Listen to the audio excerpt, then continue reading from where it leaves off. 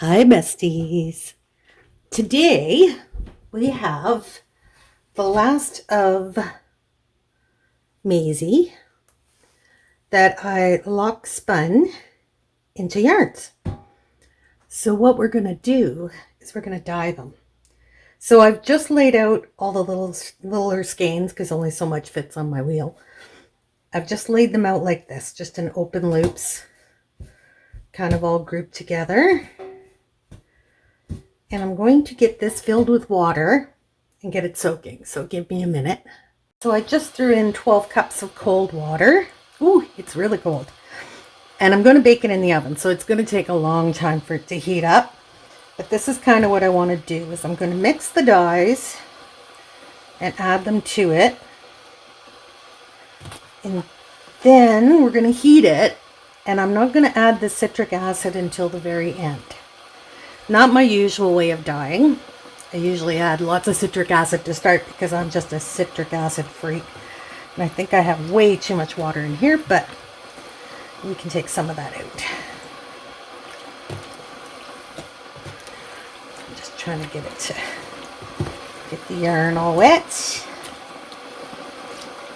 And the nice thing about working with yarn is you don't have to be as careful as you are when you're working with like fleeces and locks. Because a little bit of felting in the yarn stage isn't going to hurt it. All right, there's that. Let me get this oven on.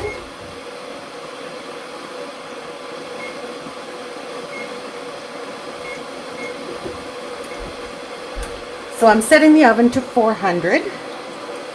Next, I'm going to take some of this water off.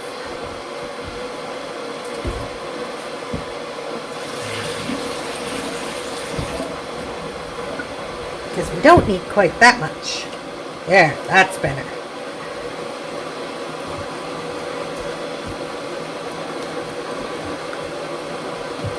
Now, I have lots of fluorescents that I don't want to use in this batch, but I do want to use lots of colors. So I've got my new dyes here. So we have the periwinkle salmon, chartreuse teal, and olive. And I'm not sure what I want to use.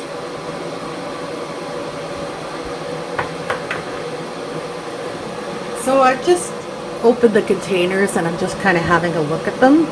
So I think I definitely want to use the chartreuse to give that bright pop of color. So we'll just put the lid back on that one. So then we have these four. Now the one that looks really red is actually the olive, which is really weird. But I think we're going to use the olive and the salmon. And we're going to leave out the teal and the periwinkle. As much as I love blues, I'm going to force myself to not use a blue or a green or a purple. Well, chartreuse is kind of a greeny shade. So we're going with olive, salmon, and chartreuse. So I need mixing containers. So I got my Niagara Falls tin cups. I love these for mixing colors because they're small enough that if you're only using a little bit, you don't have to add like a whole ton of water. They are stained from using them for dyeing so much, but I absolutely love these for that. Which, you know, it's kind of weird, right? Buy fancy mugs and then use them for dye mixing. But this is me.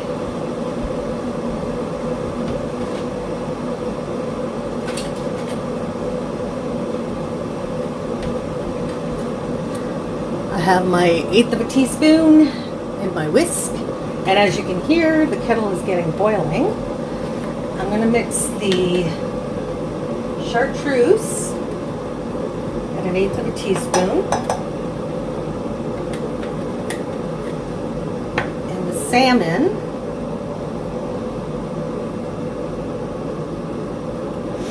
at the same.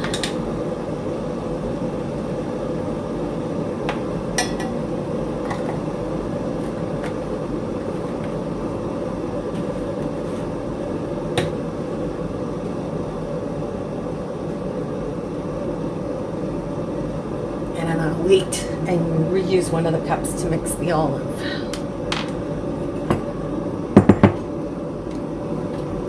Just move this to the side for a second. There's our dye powders in the cups. And that's warm enough. We'll add just a splash to get that powder dissolved to start.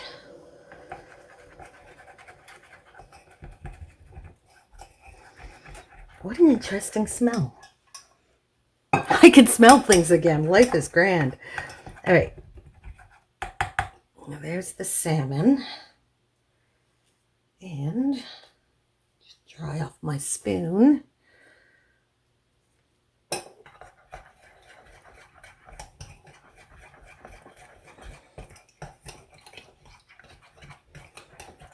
And the chartreuse. All right. So we got the powders all dissolved. So we'll just top it up a little bit with some extra water. So this is basically our dye stock solution. And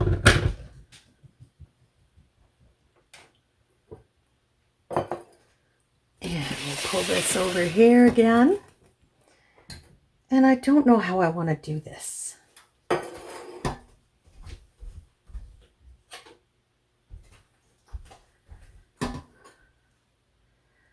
I think we will just,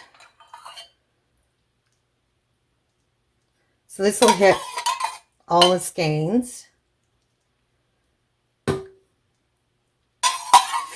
wonder if I should actually leave some white in this. I know it's not looking terribly white right now, but it just needs another bath. There's a lot of small veggie matter that got worked out in the process. All right.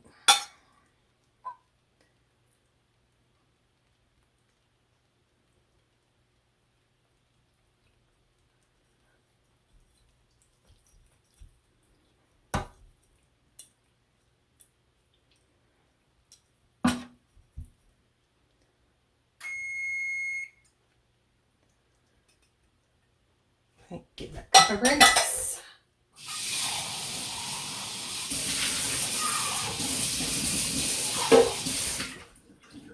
And then I'm going to mix up the olive because the salmon is probably going to be our accent color. So we will get this mixed up. Here's what the olive looks like. It's orange, but when you add a little bit of water, it changes. This one just freaks me out with how different it looks in the powder form and how it looks once it's mixed. It's so very different.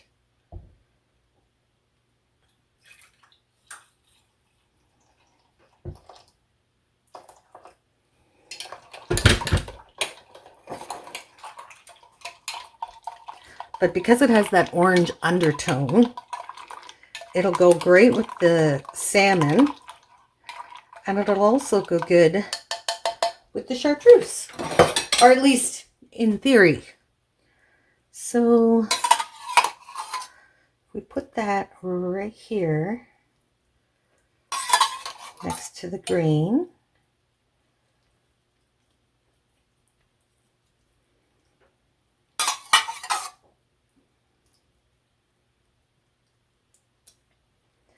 And then we will leave this space open for the salmon. We can just go right across the middle with the salmon. All right, so let's do that then.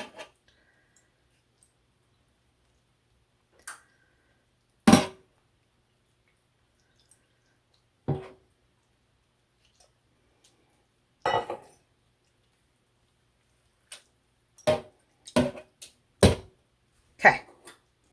Then we take our salmon.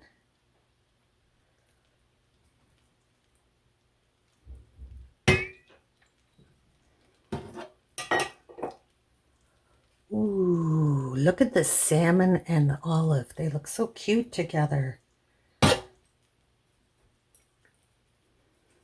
This is going to be an interesting blend. I can tell you that right now. Okay.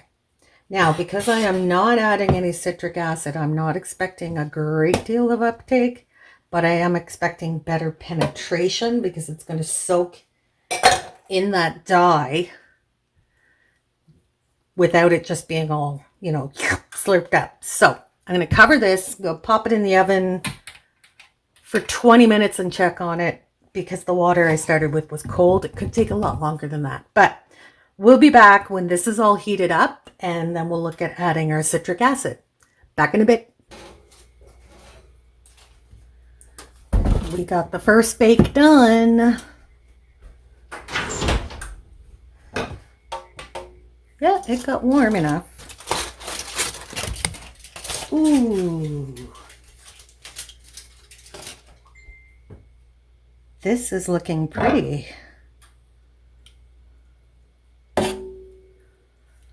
All right. Now, I got to test the water temp, so I'm going to stick my finger in it. Yeah, that's warm. Okay. We need to add citric acid now, because I'm pretty sure it's had time to seep into everything.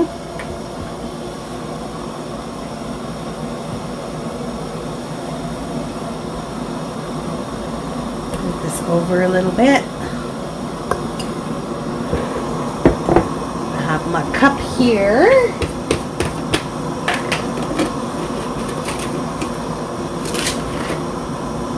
I'm going to add a half a cup of citric acid.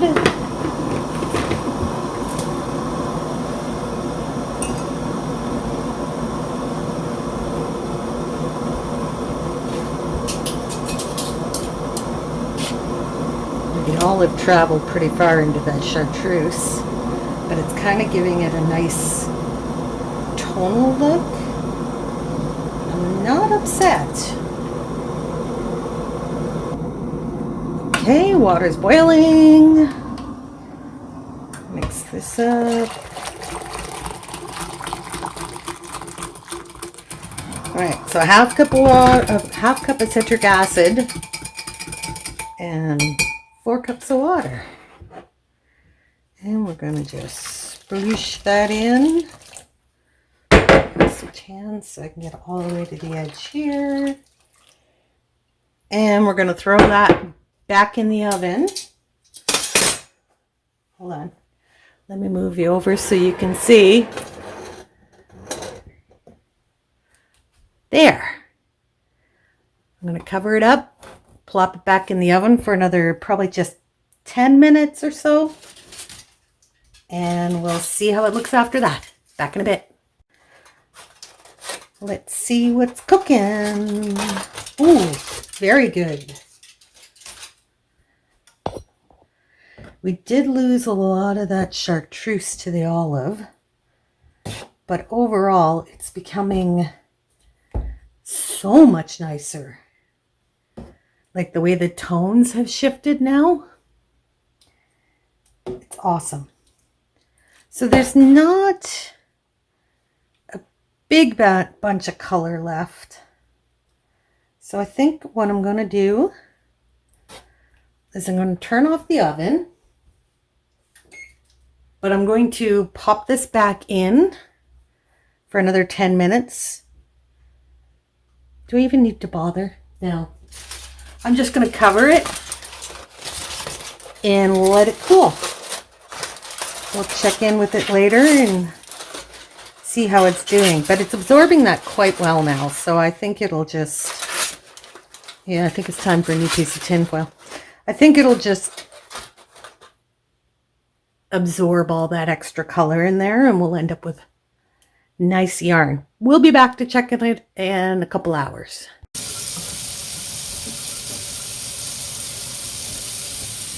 So the dye bath has exhausted. Well, there's a hint of green, but really, it's nothing.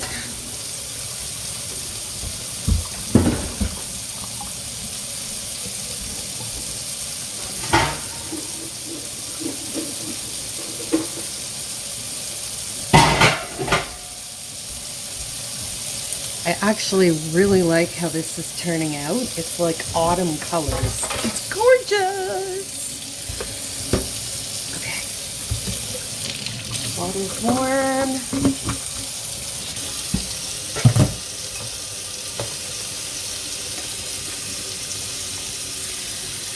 My magic potion.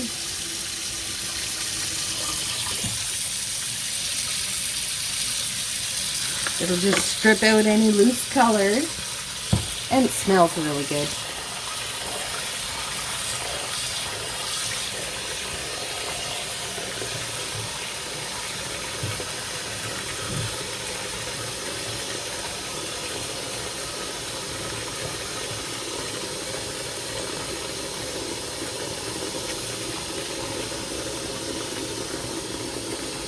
So here's skein number 1.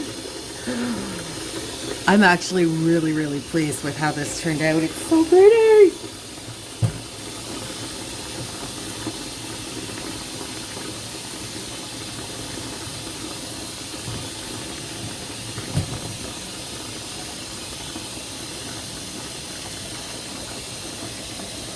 Oops, I think we have enough water.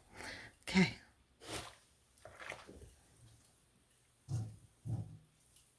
The olive just sort of toned everything down and gave it this really it's so pretty. And the last skein.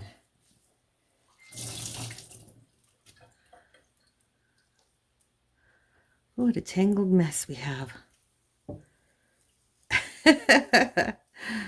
Oh, this will be fun.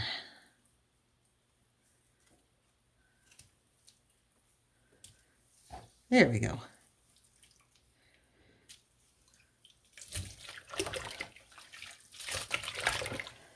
Let's see. Yeah, there's just the tiniest bit of color in that water.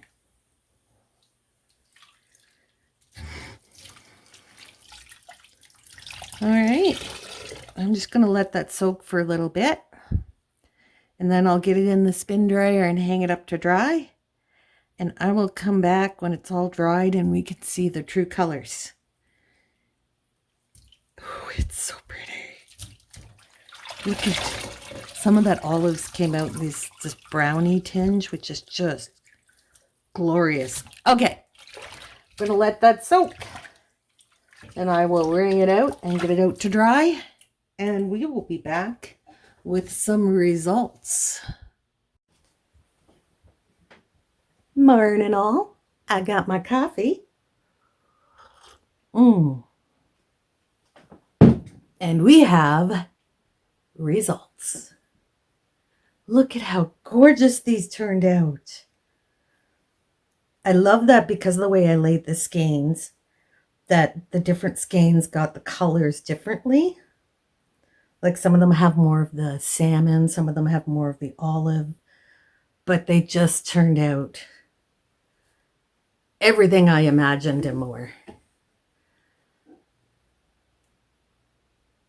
Look at those colors.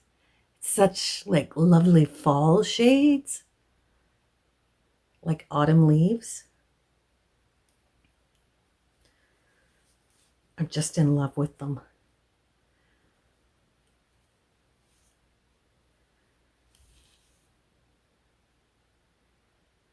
This one has a lot of the bright green. Here's another one. This one got a lot of olive in it. But they just, I am so happy with how they turned out. And one more. This one has just this patch of orange here. It's mostly the green on olive and just a little hit of orange over here. So, because they were all done in the same dye bath, despite being all very different, they all go very well together. So I think for fun, we're going to take the smallest skein and we'll knit up a sample just so you can see how the colors will look in a project. Let me just get these all. I think this one's the smallest skein. Yep, that one would be the smallest. So these are the ones we're gonna leave in skein form. And this one, we're going to ball up and knit a sample. So let me get it balled up and get some knitting needles, and we'll give it a go.